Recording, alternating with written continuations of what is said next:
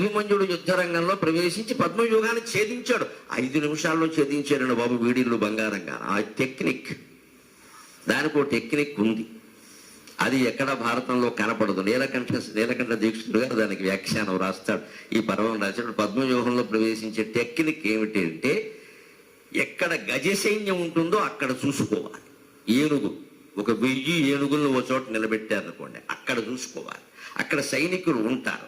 వాళ్ళ కాళ్ళ మీద 4 బాణాలు గట్టిగా వేస్తే కాళ్ళు విరిగిపోయి తెగిపోయి వాళ్ళే పక్కకి తప్పుకుంటారు. అప్పుడు రథాన్ని ఆ ఏనుగుల శవాల మించి పోనివ్వాలి. అప్పుడు ఏనుగుల శవాల కింద పడిపోయిన ప్రాంతం ఉంది, అది 2-3 ఎకరాలు ఉంటుంది. అందులోంచి వెళ్ళొచ్చు, వేరే చోటు నుంచి వెళ్ళడానికి అవకాశం ఉండదు. ఆ ఏనుగుల్ని చంపడానికి, అక్కడున్న సైనికుల్ని చంపడానికి చాలా తీవ్రంగా వేగంగా దూసుకుంటూ వెళ్ళి బాణాలు వేయాలి. ఆ నైపుణ్యం ముందే సాధించాలి, అప్పటికప్పుడు రాదది. ఇది పద్మవ్యూహాన్ని భేదించే రహస్యం. మళ్ళీ బయటకు వచ్చే రహస్యం ఏమిటి అనేది ఉంది చర్చ, కానీ అది భారతంలో లేదు, నాకు తెలియదు. మీరు ఎవరైనా తెలుసుకుంటే మంచిది. బయటకు వచ్చే రహస్యం కూడా తెలియకుండా ఈయనకి ఇంక బయటికి రావడం తెలియదు. ఈయనకి అర్జునుడికి కృష్ణుడికి బయటికి రావడం కూడా తెలుసు. అటువంటిప్పుడు తండ్రి దగ్గర సలహా తీసుకుని వెళ్ళాలి. నాకు బయటికి వెళ్ళడం లోపలికి వెళ్ళడం తెలుసు. అప్పటికి భీముడు అన్నాడు, అబ్బాయి వెడుతున్నావు, బయటికి రావడం ఎలాగా? నేను వెళ్ళాక వాళ్లే బయటికి పోవడం ఉంటుంది, నేను వెళ్ళడం ఉండదని చెప్పాడు. ఇదే దుస్సాహసం అంటే. సాహసం చేయొచ్చు, దుస్సాహసం చేయకూడదు. ఈ మాటలు అనవసరం. నేను వెళ్ళాక వాళ్లే పోతారయా, పెద్దనాన్న చెప్పేది వాళ్ళు పోతారు, 1,00,000 మంది పోతారు, వాళ్ళ శవాల మించి నేను ఇంటికి వస్తా అన్నాడు. అంత అలాగే ఉంటాయా పరిస్థితులు, మనం ఊహించినట్టే. అక్కడికి ఇందులో లోపం చెబుతున్నా మొహమాటం లేకుండా. ఎందుకు కృష్ణుడు కాపాడలేదు? భక్తి పాండవులకు ఉన్నట్టుగా లేదండి. భక్తి చాలా అవసరమైన విషయం. నువ్వెంత పండితుడివైనా, జ్ఞానివైనా, పరాక్రమవంతుడైనా, భక్తుడు కాని వాడిని కాపాడాల్సిన అవసరం దేవుడికి లేదు. పాండవులందరికీ ఉంది. ఏదో ఒక దేవతని అఖండమైన ఉపాసన చేశారు. ధర్మరాజు సూర్యోపాసకుడు, భీముడు ఆశ్చర్యకరమైన విషయం చంద్రోపాసకుడు. చంద్రుడు అంటే ఆయనకి చాలా ఇష్టం. దేవతల్లో చంద్రుడు కొన్ని 1000 యజ్ఞాలు చేశాడు. భూమండలం మీద మళ్ళీ అన్ని యజ్ఞాలు చేసిన వాడు భీముడు ఒక్కడే. ద్రౌపదీదేవి ఈయన దగ్గర కూర్చున్నప్పుడల్లా తడిబెట్టే సరిపోయింది ఆవిడికి. యజ్ఞం పక్కన కూర్చోవడం ఉపవాసం, అంతే. యజ్ఞానంటే అంత పిచ్చి భీముడికి. చంద్రుడు చేసినని చేయాలి. పైకి తన కొడుక్కి సుత సోముడు అని పేరు పెట్టాడు. సోముడే నాకు సుతుడు రూపంలో పుట్టాడు, అందుకని సుత సోముడు అని పేరు పెట్టాడు. భీముడు చంద్రోపాసకుడు, అర్జునుడు శివోపాసకుడు, నకులుడు అశ్విని దేవతల ఉపాసకుడు. చాలా అందంగా ఉంటాడు, అందుకని అశ్విని దేవతలు అంటే అమితమైన సౌందర్యం. ఇప్పటికే సౌందర్యం కావాలంటే బ్యూటీ క్లినిక్కి వెళ్ళి డబ్బులు తగలేసుకోకండి, అశ్విని దేవతలను ఉపాసించండి, బోళ్ళ అందం వస్తుంది, ఫ్రీగా వస్తుంది, రూపాయి ఖర్చు లేకుండా. అశ్విని దేవతలను ఉపాధి. పైగా ఆయన అందమే ఆయనకి ఇబ్బంది పెట్టింది. భారత యుద్ధంలో మరో రహస్యం ఏమిటంటే, ధర్మరాజు చేతుల్లో శల్యుడు లాంటి వాడు చనిపోయాడు, మహావీరుడు. భీముడి చేతుల్లో చాలా మంది పోయారు. అర్జునుడి చేతుల్లోనూ మహావీరులు చాలా మంది పోయారు. సహదేవుడి చేతుల్లో కూడా శకుని, ఉలూకుడు లాంటి వాళ్ళు పోయారు. ఏ ఒక్క మహావీరుణ్ణి చంపనవాడు నకులుడు ఒకడే. ఆటలో అట్టిపట్లే మిగిలిపోయాడు. ఈయన చంపిన మహావీరులు 3. వాళ్ళు 3 కర్ణుడు కుమారులు. కర్ణుడు కుమారులు 10 మంది ఉన్నారు, అందులో 3 వేసాడు, అంతే. అదొకటి తప్పితే ఏం లేదు ఇక్కడ. ఎందుకున్నాడో తెలుసా? అందానికి ప్రాధాన్యం ఇచ్చే వాళ్ళ జీవితాలు బాగుండడం కోసం చెబుతున్నా. నకులుడు ఎంతసేపు అందరూ పొగుడుతూ ఉంటే, పైగా ముఖ్యంగా ద్రౌపదిని అడిగారు, 5గురిలో ఎవరు అందంగా, ఇంకా అందాల పోటీ ఆవిడకంటే ఎవరు పెడతారు మరి? అందుకంటే ఏం అనుమానం లేదు, నకులుడే అందగాడని చెప్పింది. ఇంకా ఆయన నేను అందగా అని బాణాలు పట్టుకోవడం మానేసి, అందుకే ఎవరు దొరకలేదు. అందం మీద దృష్టి పెట్టామంటే చదువు నాశనం. మన అందం మీద దృష్టి పెడితే మన చదువు నాశనం అవుతుంది, వాళ్ళ అందం మీద దృష్టి పెడితే మన చదువే నాశనం అవుతుంది. అందాన్ని ఏదో ఒక భగవంతుడు సహజంగా ఇచ్చేటువంటి అందం అది ఉంది, దాన్ని ఇంకో పెంచుకోవాల్సిన పని లేదు. అక్కడ శుభ్రంగా ఉంటే చాలు. కానీ నకులుడు అందరూ అందగాడు భారతం చదివాక ఈయన అందరూ అందగాడు అని చెడగొట్టారు ఈయన్ని. అందుకే ఎవడు ఒక్క వీరుడు ఈయన చేతిలో దావలేదు. వెళ్ళడం రావడం ఇడ్లీ ఖర్చులు మిగిలేదు. ఇందులో లోపల ఉండిపోయింది ఫీలింగ్, నేను అందగాడు, నా శరీరం మీద బాణం పడ్డాను ఫీలింగ్. అవన్నీ ఇవ్వడానికి ఏం చేస్తావు ఇక్కడ? ఆయన చేసిన మహాయుద్ధం ఏంటంటే, అశ్వత్థామతో ద్వంద్వ యుద్ధం చేసి కాస్త అతనే రథం మించి కిందికి పడగొట్టగలిగాడు. ద్వైరథ యుద్ధం అంటారు దానికి ధృతరాష్ట్రుడు కూడా ఆశ్చర్యపోయాడు. అదొక్కటే జరిగింది 1 గంట సేపు. తర్వాత అశ్వత్థామ చెలరేగిపోయాడు, అది వేరే విషయం. ఇది వీళ్ళ ఉపాసన. సహదేవుడు అగ్ని ఉపాసకుడు. ఆయన కుమారుడికి శృతసేనుడు అని పేరు పెట్టాడు. ఎందుకంటే అగ్నికి శృతసేనక అని ఒక పేరు, అగ్ని పేరు ఆయన కుమారుడికి పెట్టాడు. వీళ్ళందరూ ఉపాసకులు. ఏదో ఒక ఉపాసన, ఇందులో కృష్ణోపాసకులు ఎవరు లేరు, కానీ వీళ్ళందరినీ కాపాడింది కృష్ణుడే. కారణం కుంతీదేవి శ్రీకృష్ణుడిని ఉపాసన చేసింది. శ్రీకృష్ణ యదుభూషణ నరసక శృంగార రత్నాకర లోకద్రోహి నరేంద్ర వంశదమన లోకావన దేవతానీక బ్రాహ్మణ గోగణాత్యహరణ నిర్వాణ సంధాయక నీకున్మృక్యద ద్రుంపవే భవలతల్ నిత్యానుకంపానిధి. ఇది నిత్యము పాడుకునే పద్యం ఆవిడ. అది పిల్లల్ని కాపాడింది. పైగా దేవతోపాసనలో పిచ్చి నమ్మకాలు పెట్టుకోకండి. నేను సూర్యుడిని ఉపాసిస్తున్నా కృష్ణుడు కాపాడుతాడు, రెండు ఒకటి కాదమ్మా. సూర్యనారాయణమూర్తి గమనించండి, అందులో నారాయణ అంటే ఆయనే, లేకపోతే సూర్యమూర్తి అంటే ఒట్టి గోళం, హీలియం వాయువు తప్పితే ఏం లేదు అందులో. సూర్యమూర్తి అంటే ఒట్టి గోళం, నారాయణుడు అందులో ఉండబట్టి ఆయన పెరుగుతున్నాడు, లేకపోతే ఏం పెరుగుతారండి చిచ్చుబుడ్డి. భగవత్ తేజస్సు అందులో ఉండబట్టి కదా. అంటే సూర్యనారాయణమూర్తిని ఉపాదిస్తున్నాడు, నారాయణమూర్తిని ఉపాదిస్తున్నాడు, సత్యనారాయణమూర్తిని ఉపాదిస్తున్నాడు, నారాయణమూర్తిని ఉపాదిస్తున్నాడు. లోపల దైవం రూపం ఏదనేది ముఖ్యం కాదు. ఏ ఉపాసనలో ఉన్నవాళ్ళు మారక్కర్లేదు. ఆ ఉపాసన చేస్తున్న దైవమే సర్వాంతర్యామి, ఆయనే కృష్ణుడు, ఆయనే శివుడు, ఆయనే సత్యదేవుడు అని ఆరాధన చేస్తే అందరూ దేవతలు మనని కాపాడుతారు. హిందూ ధర్మంలో ఉండే గొప్ప అడ్వాంటేజ్, ఇంగ్లీష్లో చెప్పాలంటే గొప్ప సౌకర్యం. ఒక రూపాన్ని పట్టుకుని వేలాడాల్సిన కర్మ మనకే లేదు. సోమవారం ఒక రూపం, మంగళవారం ఒక రూపం, బుధవారం ఒక రూపం, ఖాళీగా ఉంటే అపురూపం అంతే. 100 రూపాయలు ఉన్నాయి. మతం మార్పిడికి వేరే మతాల్లో మారాల్సిన కర్మ మన మతంలోనే మొత్తం 100 దూకుడు దూకచ్చు. ఏం అభ్యంతరం లేదు. ఇక్కడ అన్ని పండుగలు మనమే. ఇంత వైవిధ్యం, ఇంత బహుళార్థ సాధక ప్రయోజనాలు మరో మతంలో ఉండవండి, హిందూ మతంలో తప్ప. నీకు ఒకవేళ నమ్మకం ఆంజనేయ స్వామి మీద లేదు, రాముడు పట్టుకో. రాముడి మీద లేదు, ఆంజనేయ స్వామిని పట్టుకో. ఆ రాముడిని ఆయన పట్టుకుంటాడు. ఆ నమ్మకాలన్నింటినీ కాపాడుతుంది ఇక్కడ. అందుకని వీళ్ళందరూ ఉపాసనలో ఉన్నాయి, అందువల్ల అభిమన్యుడికి ఏ ఉపాసన లేదు, కోపం తప్ప. ఆయన పేరు చూడండి, చిన్నప్పుడే పెట్టారు ఆ పేరు, అభిమన్యు. మన్యు అంటే కోపం. వేదం చదివిన వాళ్ళకి బాగా తెలుసు. పూర్ణాహుతి చేస్తూ చెబుతారు, మన్యురకారిషీన్నమో నమః, మన్యురకారిషీన్నమో నమః, మన్యు కర్తానాకం కర్త, మన్యు కారయితానాకం కారయిత, మన్యు కరోతి నాకం కరోమి, ఏషవో మన్యు మన్యువే స్వాహ. ఏదైనా పని చేస్తే కోపం చేసింది నేను చేయలా, నాలో ఉండే కోపం కారణంగా చేశా. కోపమే కర్త, నేను కర్త కాదు. కోపమే ప్రేరేపించింది, నేను ప్రేరేపించలేదు. కోపమే చేసింది, నేను చేయలేదు. ఆ కోపం అనే దాన్ని, దిక్కుమాలిన కోపాన్ని ఈ యజ్ఞాగ్నిలో దగ్ధం చేస్తున్నా. పూర్ణాహుతి కార్యక్రమం ఎంత గొప్పదో ఆలోచించండి అమ్మా. ఎంత గొప్ప మంత్రాలు ఇవి. ఆ మంత్రాలకు అర్థం తెలిస్తే ఎంత ఆనందంగా చేస్తాను దాన్ని. కామం, కామవాంఛ, ఈ కోరికల విషయం కూడా అంతే. కామకర్త అనాకం కర్త, కాహం కర్త, కామకర్త అనాకం కర్త, కామ ప్రేరయిత అనాకం ప్రేరయిత, కామకరోతి నాకం కరోమి, ఏషవో కామ కామాయ స్వాహ. నాలో ఉండే కామవాంఛ జీవితాన్ని ఇంత నాశనం చేసింది, కాబట్టి ఆ కామాన్ని నేను ఈ అగ్నిలో దగ్ధం చేస్తున్నా అని పూర్ణాహుతి నాడు దగ్ధం చేస్తాం. పూర్ణాహుతికి అందరూ రావాలి. అందులో చుట్టూ ఉన్న సామాన్లన్నీ పట్టుకెళ్ళి పాడేయడం కాదు, మనలో ఉండే దుర్గుణాలన్నీ అందులో పాడేయాలి.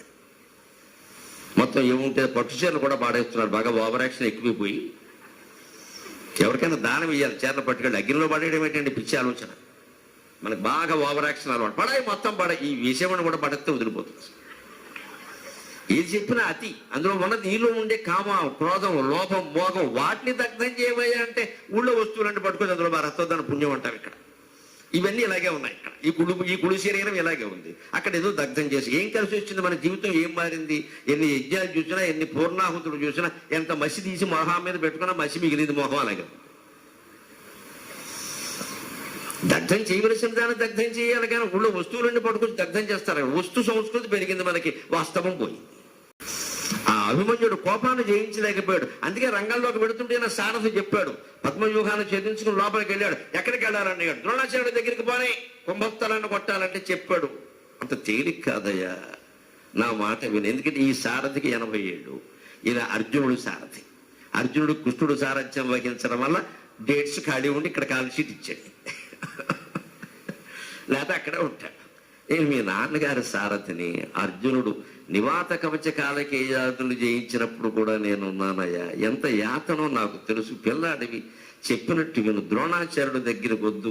కింద చాలా మంది కొండ పెంకులు ఉన్నాయి. ద్రోణం అంటే ఎలాగో కొండ పెంకు మూత, అందుకని కింద కొండ పెంకులు చాలా ఉన్నాయి. ఒక 5-6 వేసి దుర్యోధనుడు కొడుకుల్లో దుశ్శాసనుడు, నీకు కాస్త ఆత్మవిశ్వాసం పెరుగుతుంది. అప్పుడు వెడదామంటే రజకుడు చెప్పినట్టు సారథి వినాలి.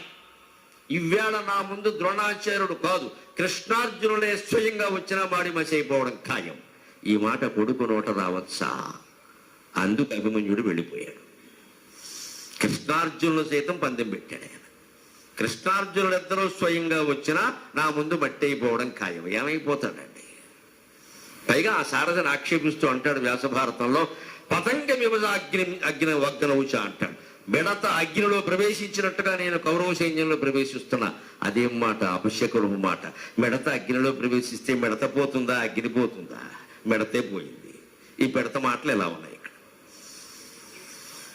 చేయబోతున్నది భయంకర సంగ్రామం అని ఏం మాట్లాడుతున్నావో కూడా చూసుకోవట్లేదు. ఆవేశం కోపం మనిషి ఇలా మాట్లాడిస్తుంది. తర్వాత మనం మాట్లాడిన వాటికి మనమే 100 సార్లు కాళ్ళు పెట్టుకోవాలి, ఉపయోగమే లేదు. బాణం వేసి కుట్టినా, బాంబు పెట్టి పీల్చినా అవన్నీ ఆపరేషన్తో బయటికి తీసుకెళ్ళి నీ ఇష్టం వచ్చినట్టు మాట్లాడితే మనసులో గుచ్చుకున్న మాటలు ఎవరు బయటికి తీయలేరు. మాటలు మాట్లాడేటప్పుడు చాలా జాగ్రత్తగా ఉండాలి, చేత కాకపోతే మౌనంగా ఉండాలి. అందుకని ఇష్టం వచ్చినట్టు మాట్లాడి ఆ శారదకి అనిపించింది వీడికి ఏదో మూడింది, మనకి ఇవాళ మధ్యాహ్నమే సెలవు ఖాయం అనుకున్నాడు ఆయన. ఇది 1 గంట తెమిలిపోతుంది, ఇది మధ్యాహ్నం శుభ్రంగా ఇంటికి పోయి నేను మా ఆవిడ సినిమాకి వెళ్ళిపోవచ్చు, కొత్త సినిమా వచ్చింది, ఎందుకు వచ్చింది, వీడు ఉండడు, ఉద్దయ్య అంటే పోరాడతానంటాడు అని వెళ్ళాడు. ఏం చేస్తాడు? కానీ అఖండమైన యుద్ధం చేశాడు, అందులో సందేహం వెళ్ళా. అభిమన్యుని యుద్ధం మీకు కురుక్షేత్ర నాటకంలో ఉంటుంది, సినిమాల్లోనూ చూపించారు. మీకు ఇంకా బాగా చూడాలంటే భక్తి టీవీలో 1818 భాగాలు భారతం చెప్పినప్పుడు నేను అభిమన్యుడు యుద్ధాన్ని ప్రత్యేకంగా ఒక ఎపిసోడ్ అంతా చెప్పాను. ప్రత్యేకంగా చూడండి, దాన్ని చూడండి హాయిగాను. ఒళ్ళు నెత్తులు ఉడికిపోతుంది అసలు. అక్కడ భయంకరమైన యుద్ధం చేశాడు. కర్ణుని పరిగెట్టించాడు, దుర్యోధనుడిని పరిగెట్టించాడు. శకునుడైతే మళ్ళీ పంచె ఊడిపోతుంటే పంచె సరిగ్గా కట్టుకో మావా, పాచికిరేయడం కాదు పంచె కట్టుకోవడం చేతనవ్వాలి అన్నాడు. అందరినీ దుశ్శాసనుడిని పరాజయం పాలు చేశాడు. ధృతరాష్ట్రుడికి స్టోరీ వింటుంటే ఆశ్చర్యమైంది, వీడిలా ఉంటే వీడు బాబేలా ఉంటాడు. అఖండమైన పరాక్రమం. పైగా వాళ్ళందరూ ఒక్కసారి వచ్చినప్పుడు కూడా ఎదిరించాడు. అందరినీ ఒక్కసారి వేసేస్తా, మళ్ళీ మా నాన్నగారికి వేరే పనే లేదన్నాడు. ఇక్కడ నిజంగానే అంత ప్రతాపం చూపించాడు. కానీ అవతల కుతంత్రం, నీ పగ్గ నిరంకుశంబు పసిపాపవు పాపులు వారు అని ధర్మరాజు అనుకోకుండా అన్నమాట నిజమైంది, పాపులు వారు. వెంటనే ఈ ద్రోణాచార్యుడే అందరినీ పిలిచి వీడిని గెలవాలంటే మాయోపాయమే శరణ్యం. భారతంలో మొట్టమొదటి యుద్ధం గాడి తప్పింది ఇక్కడే. 12 రోజులు సక్రమంగానే జరిగింది. అటుపక్షం ఇటుపక్షం వారు ఎవరు కూడా మాయలు చెయ్యలేదు, మోసాలు చేయలేదు. ఇక్కడ మొదలైంది. వీడికి తప్పదు, ఎందుకంటే దుర్యోధనుడు వచ్చి షంటేస్తున్నాడు. వీడిని నువ్వు గెలవలేకపోయావు, వాళ్ళ నాన్న ఏం గెలుస్తావు అన్నాడు ద్రోణాచార్యుడు ఎదురుగా పెట్టుకుని. ఏం చేద్దామయ్యా అలా, వాడు పరాక్రమం వదంటే ఏదో చెయ్యాలి. పసిపిల్లాడు ఇంతసేపు యుద్ధం చేశారంటే మన అసమర్థత అని దుర్యోధనుడు ద్రోణుని ఆక్షేపించేసరికి అప్పుడు ఏం చేయాలో చెప్పడం కోసం కృపాచార్యుల్ని, అశ్వత్థామని, కర్ణుని ఇద్దరిని ముగ్గురిని రథాలు తీసుకురమ్మని ఉపాయం ద్రోణాచార్యుడే చెప్పాడమ్మా.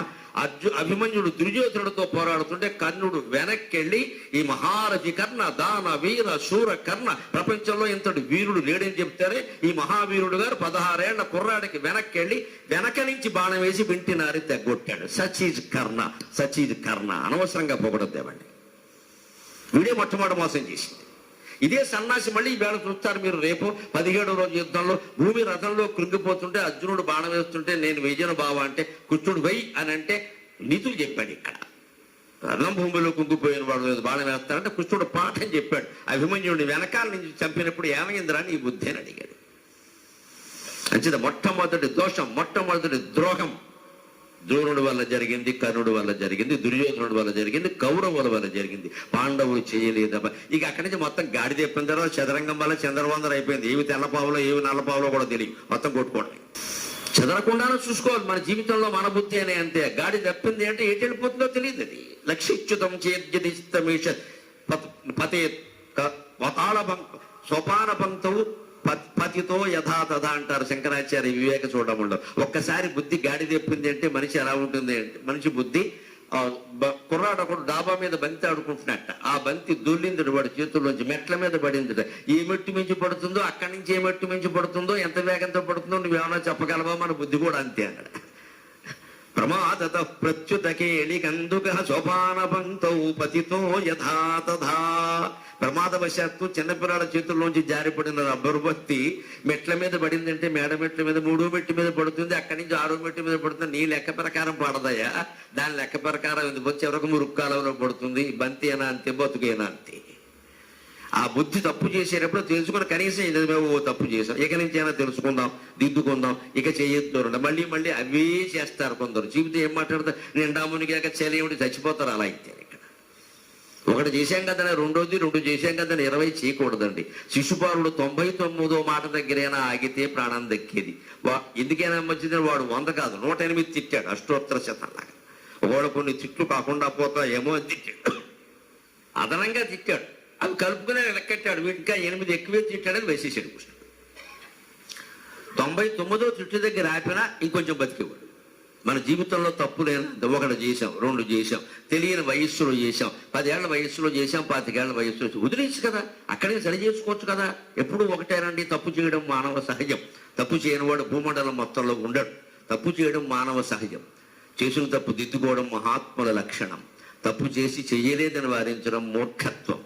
తాను చేసిన తప్పు ఎదుటివాడి మీద రుద్దేయడం దౌర్జన్యం అంటారు దాన్ని. మనమే తప్పు చేసేది వాడి మీద రుద్దేయడం దౌర్జన్యం అంటారు. ఆ స్థాయికి మనం దిగజారకూడదు. తప్పు జరుగుతూనే ఉంటాయి, తెలిసి తీయని వయస్సులో ఏవో చేస్తాం, అవి ఇంకా సమర్థించుకుంటూ ఇంకా చేస్తామా? దిద్దుకోవాలి, అక్కడి నుంచైనా బాగుండాలి. 1 చేశాం కదా, 2 అయితే 2 చేశాం కదా, 22 అయితే అంటే ఏమిటి లెక్క? గిన్నీస్ బుక్ రికార్డా? ఎక్కడో అక్కడ ఆగాలి కదా. అందుకని తప్పు ఎక్కడ జరిగింది? మొదటి యుద్ధంలో ఇక్కడే జరిగింది, ద్రోణాచార్యుడి వల్లే జరిగింది, దుర్యోధనుడి ఒత్తిడి వల్లే జరిగింది. ఈయన ఒత్తిడికి లొంగిపోయే లక్షణం ఈ ద్రోణాచార్యుడికి ఏకలవ్యుడి కాలం నుంచి ఉంది. అక్కడ అర్జునుడి ఒత్తిడి కారణంగా వాడు వేలుగోయించాడు. ఇక్కడ దుర్యోధనుడి ఒత్తిడి కారణంగా తనకి ప్రియాతి ప్రియ శిష్యుడైన అభిమన్యుడు చావుకి ప్రథమ కారణమయ్యాడు. అంటే ఈ ఒత్తిడికి లొంగడం అనేది ఎటువంటి పనులు చేయిస్తుందో చూడండి. ఆ రకంగా వెనక నుంచి ఈయన వెంటినాడు తెంచాడు. వెంటనే ద్రోణాచార్యులు వేసిన బాణానికి విల్లు విరిగింది పాపం. ఆయన వెంటనే గద తీసుకున్నాడు. వెంటనే అక్కడ ఉన్న కృపాచార్యులు గద మీద బాణం వేసి కొట్టాడు, అది విరిగింది. వెంటనే కత్తి డాలు తీసుకున్నాడు. కత్తిని అశ్వత్థామ ఖండించాడు, డాలును దుశ్శాసనుడు ఖండించాడు. ఏమీ దొరక్క ఒంటరిగా అటు ఇటు చూసి రథచక్రం లాగాడు. అప్పటికే సారథిని చంపారు, గుర్రాలను చంపారు. రథచక్రం తీసుకుని బయటకు దిగితే ఆ రథచక్రంతో తిరుగుతుండే చక్రం మధ్యలో ఉండే ఆకుల మధ్యలోంచి బాణాలు వేసి ఒంటి నిండా బాణాలే 16 ఏళ్ల పిల్లాడి ఒంటి మీద 16,000 బాణాలు వేశారమ్మా కౌరవులు. ఎంత మహావీరులు మీరే నిర్ణయించు. ఎక్కడ బాణం లేని చోటు లేదు అంటాడు వ్యాసుడు. పాపం బాణం లేని చోటు లేదు. ఉత్తర ఆ స్థితిలో భర్తను చూస్తుంటే ఆవిడకి గర్భస్రావం అక్కడే అయిపోయి అశ్వత్థామ బ్రహ్మశిరో నామకాస్త్రం వెయ్యక్కర్లేదు, ఇంకా అంత ప్రయత్నం ఏం అవసరం లేదు, ఆవిడ అక్కడే చచ్చిపోయేది. చూడలేదు కాబట్టి సరిపోయింది. అన్ని బాణాలు వేశారు. ఆ స్థితిలో కూడా అభిమన్యుడు ఎంత పరాక్రమవంతుడు అంటే రాసపీనుకు తోడు లేనిదే పోదు అంటారు. సామెత చెబుతున్నాను, మరోలా అనుకోవద్దు. క్షత్రియుడు కదా, పౌరుషం. అందుకని దుశ్శాసనుడు కొడుకు పిలిస్తే వాడిని సవాల్ చేసి యుద్ధానికి పిలిచి గదాయుద్ధం దొరికిన కర్ర ముక్కని గదగా వాడి యుద్ధం చేసి వాడిని చంపి చచ్చిపోయాడండి. అది అభిమన్యుడు, అది అభిమన్యుడు. ఆవేశాలు కావేశాలు కోపాలు పక్కనట్టు. అందుకే నేను భారతం చదివిన వ్యక్తిగా ఓ మాట ఎప్పుడో చెప్పా, మళ్ళీ చెప్తా. బతికితే భీష్ముడిలా బతకాలి, పోతే అభిమన్యుడిలా పోవాలి. అది లెక్క, అది లెక్క. బతికితే భీష్ముడిలా బతుకు, నీతిగా నిజాయితీగా నువ్వు 250 ఏళ్ళు బతికినా సంతోషమే. పోవాల్సి వచ్చింది అభిమన్యుడిలా పో. ఏ దేశం కోసం ఏదో ఒకటి చేసిపో, ధర్మం కోసం ఏదో ఒకటి చేసిపో. ఊరికే బ్రతుకుపోతే అదేమిటండి? అది అభిమన్యుని యొక్క మరణం. ఈయనలో భక్తి లేదు, జ్ఞానము లేదు, వైరాగ్యం లేదు, ఆవేశం తప్ప. పరికట్టుకుని భగవంతుడు వచ్చి కాపాడాల్సిన అవసరం ఇక్కడ లేదు. అందుకే కాపాడలేదు. దానికి మనం ఏం చేయలేము ఇక్కడ. కానీ వెంటనే ఆ సాయంత్రానికి ఆ వార్త 13వ రోజు సాయంత్రానికి అర్జునుడికి తెలిసింది. చూచాయిగా ఆయన యుద్ధం ముగించుకుని సంసప్తులను వధించుకుని శిబిరం వైపు వస్తుంటే దీపాలు లేవు, అలంకారాలు లేవు, అందరూ ఏడుస్తూ కూర్చున్నారు. ఏమిటి బావా, ఏమిటి బావా అంటే ఇప్పుడు కౌన్సిలింగ్. కృష్ణుడు అంటే అది భగవంతుడు పాత్ర. తెలుసు ఆయనకి ఏం జరిగిందో. కానీ ఒక్కసారి మీ అబ్బాయి పోయాడు అంటే ముందు వీడిపోతాడు. చావు కబురు చల్లగా అంటారు. అందుకని అక్కడ చాలా నెమ్మదిగా అర్జున కంగారు పడకు, ఏం జరిగింది అంటున్నావు అంతే కదా. నాకు తెలిసినంత వరకు ధర్మరాజుకు క్షేమము, భీమునకు క్షేమము అని క్షేమంగా ఉన్న వాళ్ళ పేర్లు 100 చెప్పాడు. ఈయన గుండెపోటు రాకుండా ఉండాలి. ఒక అభిమన్యుడి పేరు తప్ప. బావా అభిమన్యుడు అంటే ఏదో కించుదు అనర్థము జరిగి యుడనోపు అన్నాడు. అంతే, ఏదో కించిత్ అనర్థం అన్నాడు. దుర్వార్త చెప్పేటప్పుడు ఎప్పుడు ఇలా చెప్పాలి. అందుకే మన శాస్త్రంలో శుభస్య శీఘ్రం అంటారు, చావు కబురు చల్లగా అంటారు. శుభవార్త కాస్త వెంటనే చెప్పిన, శుభవార్త చెప్పినా వాడికి గుండెపోటు వస్తుందంటే వాడి కర్మ. మనం ఏం చేస్తాం? మనం చెప్పాలనే ఉంటుంది. అర్ధరాత్రి 1 గంటకు ఫోన్ చేసి శుభవార్త చెప్పినా పర్వాలేదు. అప్పుడు కూడా పోయాడంటే పోనీ చెరువుదిరిపోయింది. తరువాత అలా చెప్పకూడదు. ఒకవేళ మనకి ఎవరో ప్రమాదం జరిగి వాళ్ళ తల్లిదండ్రులకు చెప్పాలని మనం చెప్పకూడదు. తప్పనిసరి తప్పదు అంటే ఇక ఇంటికి వెళ్ళి నెమ్మదిగా ఏమనుకోకండి, అన్నీ జరుగుతూ ఉంటే తట్టుకోవాలి కదా, మన వాళ్ళింటో ఇలా జరిగింది వీళ్ళింటో ఇలా జరిగింది 4 వార్తలు చెప్పి అప్పుడు ఇది చెప్పాలి. అప్పటికి వాళ్ళు నెమ్మదిగా దానికి తయారవుతారు. మైండ్ గేమ్లో ఇది మంచి గేమ్, ఇది నెమ్మదిగా తయారవుతారు. కాస్త ఇది జరుగుతుంది, మనం వాడు అమెరికాలో ఉంటున్నాడు కదా, ఇవి బాగుండలేదు కదా పరిస్థితులు అనేసరికి వాళ్ళకి కాస్త దృష్టి తయారుగా ఉంటుంది. అలా తయారు చేసి అర్జునుడిని అక్కడికి తీసుకువెళ్ళాడు. వెంటనే అర్జునుడికి పౌరుషం వచ్చింది, భయంకరమైనటువంటి దుఃఖానికి లోనయ్యాడు. ఆ దుఃఖంలో అక్కడ ఒక ప్రతిజ్ఞ చేశాడు. కావు మటంచు ధర్మజుని కాళ్ళ పయ్యింబడకున్నా. ఎవడు దీనికి కారణం, ఎవడు దీనికి కారణం, ఎవడు దీనికి కారణం, ఒకడేమి అందరూ కారణమే అన్నారు. అప్పుడు కృష్ణుడికి వణుకు వచ్చింది. నిజంగా అందరూ కారణం కాదు, అందరూ కారణం. ఎందుకంటే ఈ తిక్క మనిషి ఏమంటే అందరూ చంపేస్తానంటాడు, జరిగే పని కాదు అది. లేకపోతే నేను చచ్చిపోతానంటాడు, ఇది ఎక్కువ. ఇక్కడ అందరూ కారణం కాదు, సైంధవుడు కారణం అని నేనే చెప్పాడు. ఎందుకంటే అభిమన్యుడిని కాపాడడానికి ఒక్కడే ఉన్నాడు. ధర్మజుడు, భీముడు, నకులుడు, సహదేవుడు నలుగురు పెడుతుంటే అక్కడ సైంధవుడు అడ్డం పడ్డాడు. వాడికి అంతశక్తి ఎక్కడి నుంచి వచ్చిందంటే వాడు శివుడు గురించి తపస్సు చేశాడు. తపస్సు చేస్తే దేవతలు ఎవరైనా వరాలు ఇవ్వాల్సిందే, రాక్షసులకైనా సరే మనకైనా సరే. అది మన మీద ప్రేమ కాదు, ద్వేషము కాదు. తపస్సు అంటే అంతే. మంచి కోరావా చెడ్డ కోరావా నీ ఇష్టం, కానీ దేవుడు ఇస్తాడు పెడతాడు. సైంధవుడు కోరాడు. ఈ తప్పు నిజానికి ఎవరిదంటే ధర్మరాజుది. ద్రౌపదిని మానభంగం చేసే ప్రయత్నం చేసినప్పుడు భీమార్జునులు ఇద్దరిని వాడు జుట్టట్టుకుని లాక్కొచ్చి ఇలా నిలబెట్టి కోడి పుంజుని వేసినట్టు వేసేస్తానని చెబితే వద్దు శరణంబని వచ్చిన భీకర శత్రువునేనని దిక్కుమాలిన పద్యం కూడా పాడాడు. వదిలేయండి. పైగా దుస్తల ఒక్కతే కూతురు మొదలుపెట్టి నీకు ఎందుకే గొడవ, ఒక్కతే కూతురు అయితే ఏమైంది, వితంతు పింఛన పథకం ఇస్తారు అక్కడ, ఏమైంది ఇక్కడ. అప్పుడే సైంధవుడిని వేసేస్తుంటే అభిమన్యుడు బతికేవాడు. ఇక్కడ అనవసరమైన చోట కరుణ చూపించకూడదు, అపాత్ర దానం అంటారు, దాన్ని చూపించకూడదండి. అలాగా అక్కడ చూపించాడు, అది కొంప వచ్చింది. వాడు కక్ష కట్టాడు. వాడి మీద కరుణ ఏమిటంటే కక్షలు మారే మనుషుల మీద కరుణ పనికి రాదండి, అది వ్యతిరేకం అవుతుంది, వితండం అవుతుంది ఖచ్చితంగా. వాళ్ళు ఎంత పశ్చాత్తాపడినా కరుణ చూపించకూడదు, శిక్ష పడవలసిందే, పోవలసిందే మనిషి. చూపించామంటే మళ్ళీ మనకి భాష్యం అయిపోతుంది. ఎందుకంటే ఓసారి లేనటువంటి పశ్చాత్తాపం తర్వాత వస్తుంది అనుకోవడం, అవసరాలను బట్టి వస్తాయి కొంతమందికి పశ్చాత్తాపాలు. నటిస్తారు. ఈ నటన నమ్మడానికి వీల్లేదు, ఖచ్చితంగా శిక్ష పడాల్సిందే, ఏమీ కరుణించడానికి వీల్లేదు. అక్కడ ఆడ మగ పెద్ద చిన్న ఏ తేడా ఉండదు. ఆ తేడా ఉండబట్టే సైంధవుడు అడ్డం పడ్డాడు. అందుకని కృష్ణుడు అక్కడ మధ్యలో ఈయన ప్రతిజ్ఞ చేస్తుంటే ఎందుకైనా మధ్యలో సైంధవుడు అడ్డు రావడం వల్లే వాళ్ళు రాలేకపోయారు. నలుగురు వస్తే అదెంత పని. అవునా, కావు మటంచు ధర్మజుని కాళ్ళ పయ్యింబడకున్నా పేర్మిమై నీవు భరింపగా అభయమీయకయున్న. పేర్మిమై కృష్ణ నీవు భరింతును అభయమీయకయున్న. గురుండుగాడు గౌరీవరుడడ్డమై నిలువరించిన.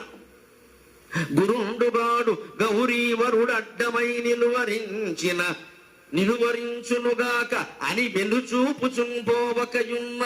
గౌరీవరుడడ్డమై నిలువరించునుగాక అని వెన్నుచూపుచుంపోవకయున్న.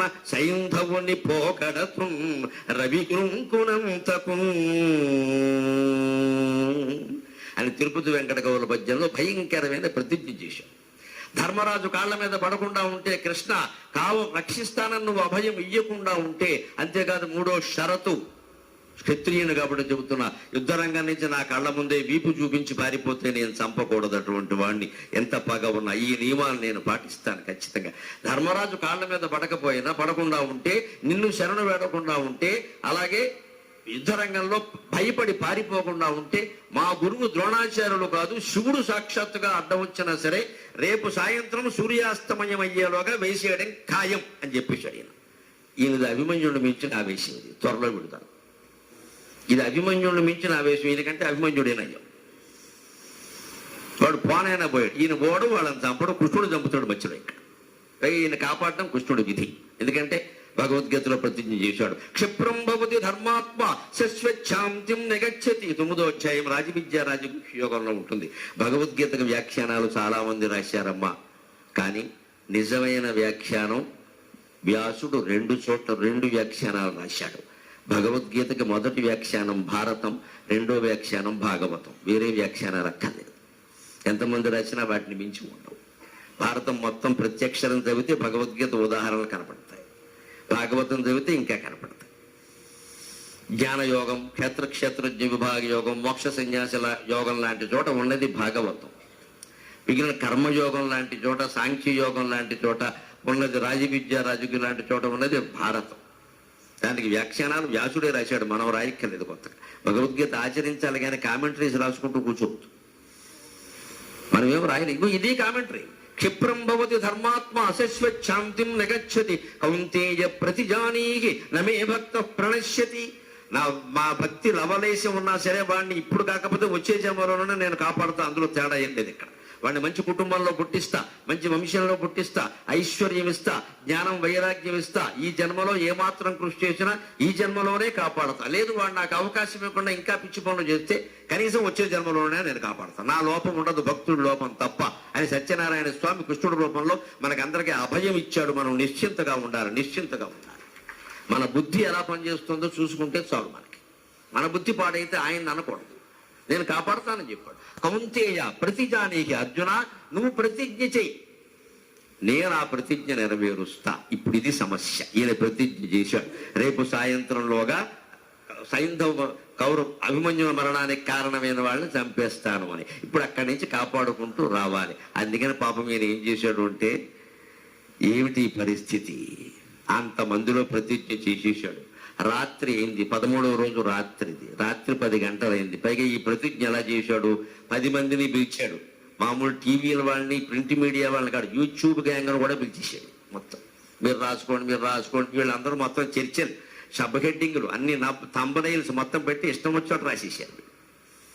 ఇంత చేశాక నువ్వేమన్నా కాదంటే కుదురుతుందా? ఇవాళ చెప్పే ముందే ఆలోచించుకోవాలి. అందుకని కృష్ణుడు పాపం రాత్రి పడుకుందుకు 10 గంటల వేళ పరమాత్మ భక్తుడిని రక్షించాలంటే ఆయన పాత్ర ఎంత క్లిష్టమైన ఎలా నిర్వహిస్తాడో చూడండి.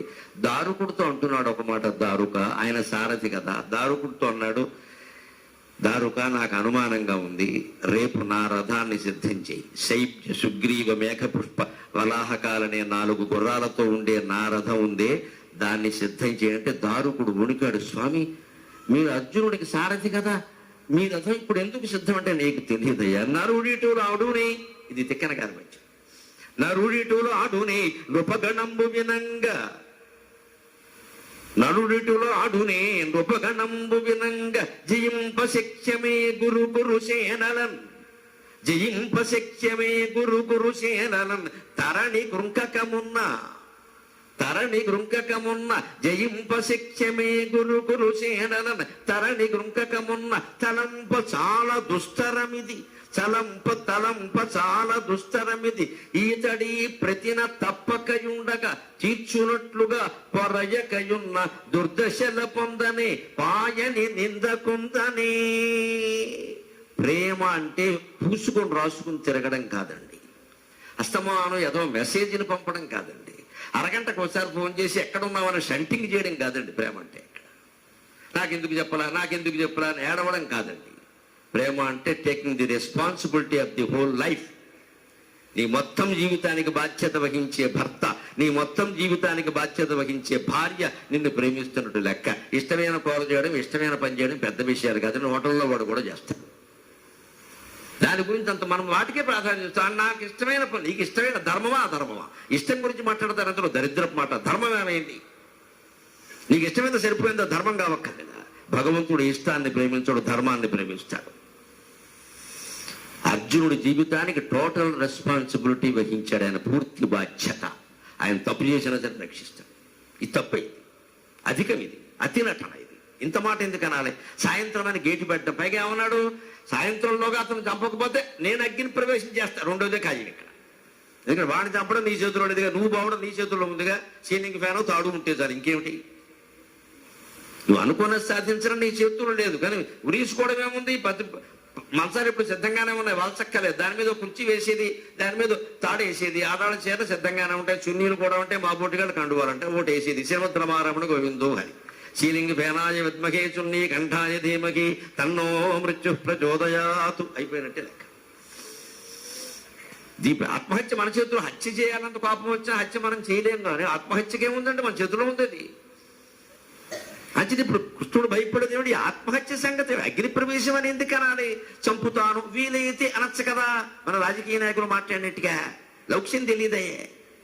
అందుకని అంటున్నాడు దారుకుడితో. ఏమంటాడంటే, ఏమిటయ్యా భక్తులు అంటారు, పిచ్చెక్కిన మనుషులు అయ్యా వీళ్ళు. వీళ్ళని కాపాడడం నాకు తప్పదు కదా, దిక్కుమాలిన మొక్కులన్నీ మొక్కుతారు వచ్చేసి ఇక్కడ, అది సాధ్యమయ్యేది కాదు. మహాపాపాలు చేస్తాడు, నా పాపాలన్నీ పోవాలంటాడు. వీడు పాపాలు ఎవడు భరించాలి? నా గుడి కట్టుకున్న పాపానికి నేను భరించాలా? ఇది మనం నేర్చుకోవలసింది. భగవంతుడు మన పనులు చేయమని అడగడం కదా, ఆయన చెప్పిన ధర్మకార్యాలు మనం చేయాలి. నరుడిటు రాడు నేను ఉపగణంబు వినంగా. ఈ మాట ఏదో రహస్యంగా నాతో చెప్పొచ్చు కదా, బాబా సైంధవుని చెప్పచ్చు. కీప్ క్వైట్, ఏం మాట్లాడక, అసలు బయటికి రానిది విషయం అని పొద్దున్నే సైంధవుడిని 2 ఇడ్లీ పెట్టడానికి పిలిచి సాంబార్లో ఏదో కలిపితే అయిపోతాడు. మొత్తట్టుకుండా ఉంటే బలి పడుతుంది, అయిపోయాయి. పోని అది తప్పు అనుకుందాం. అసలు ఏం మాట్లాడకుండా పొద్దున్నే 9ంటికి యుద్ధం మొదలుపెట్టి సైంధవుడు ఎక్కడ అని పరిగెడితే మహా అయితే 10,000 మంది ఉంటారు వాడు చుట్టూ, వేసేయచ్చు. ఈ రాజులందరూ వింటూ ఉండగా ప్రతిజ్ఞ చేయడం వల్ల ఏమైందంటే దుర్యోధనుడికి తెలిసి 3 లక్షల మందిని కాపలా పెట్టాడు. వాడు ఏం తక్కువడా? ఇప్పుడు వాడిని చంపాలంటే 3 లక్షల మందిని చంపాలి. నువ్వు 3 లక్షల మందిని వరుసపెట్టి బీరకాయలు బంగాళదుంపలు తరిగినట్టు తరుక్కుంటూ వెళ్ళినా 2 రోజులు పడుతుంది. నువ్వు సాయంత్రం 12 గంటల్లోగా ఎలా చంపుతావు? లెక్క ఉండాలి కదా, లెక్క లేకుండా మాట్లాడితే ఎలాగా? ఆపదలు ముంచుకురావా? అది కృష్ణుడు మాట. కాపాడేవాడు అలాగే మాట్లాడు. నరుడిటు లాడునే ఉపగణంబు వినంగా జయింపవచ్చునే గురుకురు సైన్యం. భయంకరమైన కౌరవ సైన్యాన్ని జయించడం సాధ్యమేనా? అది కూడా తరణి కృంకకమున్న. తరణి అంటే సూర్యుడు. సూర్యుడు పొద్దు కృంకక ముందు చంపుతానంటాడు. చంపుతాను అంటే రేపు కాకపోతే ఎల్లుండి చంపుతాం, వీలైనప్పుడు చెప్పచ్చు, వీలైనప్పుడు చంపేయచ్చు. ఈ టైం లిమిట్ ఏమిటి ఇక్కడ? ఇదన్నా దసరా సెలవులు అక్టోబర్ 1 నుంచి 10 వరకు అని చెప్పడానికి స్కూల్ బిల్డింగా? అప్పుడే మన మాస్టర్లో కొంత సందేహాలు వస్తాయి. ఇదివరకు వచ్చేవండి 1 నుంచి 10 వరకు ఉంటే 1వ తారీఖు సెలవు ఉందా లేదా, ఇదో పిచ్చి సందేహం. అందుకే పాపం హెడ్ మాస్టర్లు ఏం రాస్తారంటే బోత్ డేస్ ఇంక్లూజివ్. ఇదో దరిద్రం ఇక్కడ. ఈ మాత్రం భాష కూడా అర్థమే చావదు వాళ్ళకి. Both days inclusive, 1 to 10 both days inclusive అంటే 1, 10 కూడా కలిపి. అప్పుడు మళ్ళీ ఇంకోటి కూడా రాయాలి. వీళ్ళకి బడి గొడ్డం ఇష్టం కదా, అందుకని 11th morning school is open as usual అది కూడా రాయాలి. అయితే నువ్వు ఓపెనింగ్ రాయలేదు కూడా మేము రాలేదు. మళ్ళీ ఓపెనింగ్ ఇంకో నోటీస్ ఉండాలి. 10 వరకు సెలవు అంటే 11 రాడు. 11 రావాలని నువ్వు చెప్పలేదుగా, ఎగ్గొట్టేవాడికి ఏదో వంక. అందుకే పాప హెడ్ మాస్టర్లు ఎంత శ్రమ పడతారు అంటే 1వ తేదీ నుంచి 10వ తేదీ వరకు ప్రభుత్వం వారు నిర్ణయించిన ప్రకారం సెలవు వేయడం అనేది 2 రోజులు కలిపి సెలవులు. 11వ తేదీ అందరికీ కూడా సపండీకరణం కాబట్టి రావాల్సింది. 11 సపండీకరణమేగా. అందుకే ఇంత నోటీసులు ఎందుకు అవుతున్నాయంటే మన మనస్సులో ఇష్టం లేదు ఈ పని. జీతం తీసుకోవడం ఇష్టం, పని చేయడం ఇష్టం కాదు. పిల్లలకు అసలే ఇష్టం ఉండదు, లేదా స్పష్టంగా ఉంటుంది కదండి. కానీ ఇప్పుడు ఏమంటున్నాడంటే ఆయన, ఇది స్థలంపు చాలా దుస్తరం ఇది, కానీ ఈతడి ప్రతిన తప్పకయుండగా తీర్చున్నట్లుగా పొరయకయున్న దుర్దశల పొందని పాజన నిందకుందని. ఇదో రకంగా ఈ ప్రతిజ్ఞ నెరవేరకపోతే అర్జునుడు సాయంత్రానికి చనిపోతాడు కదా, ఇంకా నేను సారథ్యం చేసి ప్రయోజనం ఏమిటి? 13వ రోజు రాత్రి 14వ రోజు రాత్రి అర్జునుడు చంపేయాలి నేను, ఇదేనా? ఇంకొక మార్గం ఏం లేదా అని అప్పటికప్పుడు ఆయన చెప్పి దారుకుని రథం సిద్ధం చేయమని అర్జునుడి దగ్గరికి వెళ్ళాడు. 10:30కి అరగంటకి చెబుతానమ్మా కథ, చాలా ఆసక్తిగా ఉంటుంది ఈ రాత్రి కథ. 10:30కి అర్జునుడి మందిరానికి వెళ్ళాడు. ఈయన శుభ్రమైన ప్రతిజ్ఞ అంతా చేసేసి లుంగి పైకి ఎగ్గట్టేసి రామరాజు పంచోటు కట్టుకుని పడుకున్నాడు. ఇలాగా రామరాజు కంపెనీ వరకు అడ్వర్టైజ్మెంట్ ఇచ్చి ప్రతిజ్ఞ చేసేసి కాళ్ళు చేపేసి పడుకున్నాడు. ఇక్కడ కృష్ణుడు వచ్చి ఎలా పడుకున్నాడు చూడు, అన్ని ఎకరాలు అమ్మేసిన వాళ్ళగా ఎలా పడుకున్నాడు అని లేపి ఏమిటంటే పొద్దున్న యుద్ధం చేయాలి కదా అందుకని పడుకుందామని. నీకన్నా నిద్ర అడుగుతుందా అని లేపాడు. ఇంత శక్తితో 3 లక్షల మందిని ఊచకోత కొయ్యాలంటే ఒక్కరికే సాధ్యం అండి, ఒక్కరికే సాధ్యం. నమ శివాభ్యాం నవయౌవనాభ్యాం పరస్పరాశ్లిష్ట వపుర్ధరాభ్యాం నగేంద్ర కన్యా వృషకేతనాభ్యాం నమో నమగ శంకర పార్వతీభ్యాం అకర్వ సర్వమంగళా కళాకదంబ మంజరీరస ప్రవాహ మాధురి విజృంభణా మధువ్రతం స్మరంతకం పురంతకం భవంతకం మఖంతకం గజంతకంధకంతకం తమంతకంతకం భజ అని అర్జునుని లేపి నీ ఇష్ట దైవం ఎవరని అడిగాడు. నీకు తెలుసు కదా బావా, శివుడు కదా అన్నాడు. దా అన్నాడు. శివుడు పూజ చేయి. అర్ధరాత్రి 11ంటికి పూజ చేయించాడమ్మా. శివుడు పూజ చేయి. మన విగ్రహారాధన, పూజలు, అభిషేకాలు తప్పకుండా ఫలిస్తాయి. చిత్తశుద్ధిగా చెయ్యాలి, ముక్కుబడిగా చెయ్యొద్దు. దేవుడికి అభిషేకం చేసేది చన్నీళ్లతో కాదమ్మా, కన్నీళ్లతో చెయ్యాలి. ఇంత కష్టం వచ్చింది ఎందుకు కాకపోతే ఎవరిని అడుగుతానయ్యా అని చెయ్యాలి. ఏదో సోమవారం కదా అని చేస్తున్నా అంటే చూద్దాంలే మంగళవారం అంటాడు. ఎందుకు చేస్తున్నావు ఇదంతా? పోనీ ఏ కష్టాలు లేవు, ఏమీ కోరు, ఆయన చతుర్శుద్ధి అసలు అభిషేకం చేయడమే నాకు అదృష్టం అని చెయ్యాలి. దాని నుంచి ఫలితం, దీని నుంచి ఫలితం, ఒకళ్ళ ముఖాలు ఒకళ్ళు చూసుకుంటూ పడతాం. మైకు నాకు ఇవ్వలేదని గొడవ పెడుతూ అభిషేకం. దేనికి అభిషేకాలు? మైకు నీకేమకపోతే ఇంకోటికి ఇస్తే. ఈ రాగద్వేషాలతో కాదు చేయవలసిన చిత్తశుద్ధితో చేయాలి. అందుకని కూర్చోబెట్టి పూజ శివ పూజ చేయాలన్నాడు. అంటే ఈయన చూస్తున్నాడు శివలింగం కోసం. అన్ని దొరుకుతాయి నీకు, శివలింగం కాశీ వెళ్దాం ఇప్పుడు అని ఆయనే ఎదురుగా కూర్చున్నాడు. చెయ్యి అన్నాడు.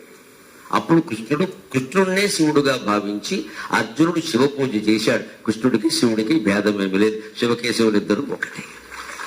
దీనికి వ్యాస భారతం తార్కాణం, తిక్కన భారతం తార్కాణం, భారతదేశం అంతా తార్కాణమే. దేవతల మధ్యలో భేదం లేదు.